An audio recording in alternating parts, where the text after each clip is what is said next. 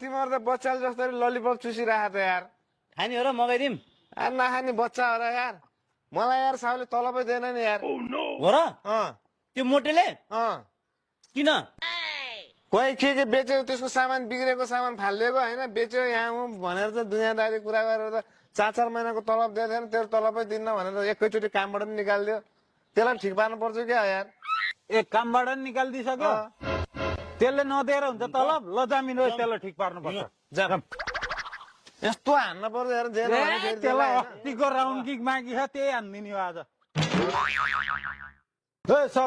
के हो उसले काम गरेर पैसा दिनु पर्दैन बोला थर्का के हो अनि अर्काको काम गरेर पैसा दिनु पर्दैन अर्काको मजदुरी खाने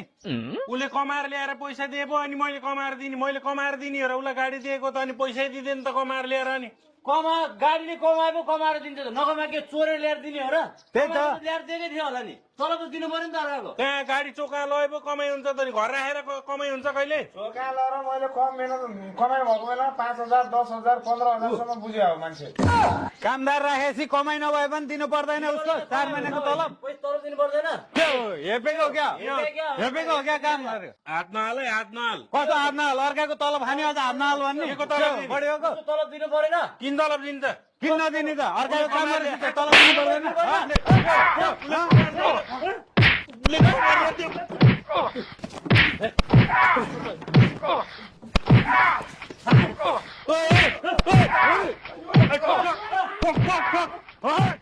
ओहो मेरो नि सिग्री छैन त कहाँ पुगे तिनीहरू सिग्री छैन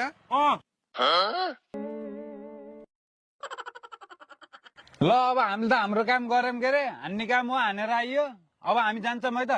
जान्छ जाने ल ल खाजा खाएर जाउँला नि त अहिले होटेलमा होइन ठिकै छ हामी जान्छौँ अहिले अर्को ठाउँमा जाने काम पनि छ बेलुका उतै भेटौँ न जक्सनमा त्यही हान्नु पार्टी हान्नु ल है ज्यानी अलिअलि म एकछिन यहीँ बस्छु यार ल ल ल ल जाउँ सुस्नी दिन गयो केटा किन ललिपप खाने दिन गए अब त चिकन ललिपप खाने हो नि त हो र के छ र टेन्टेडे अँ?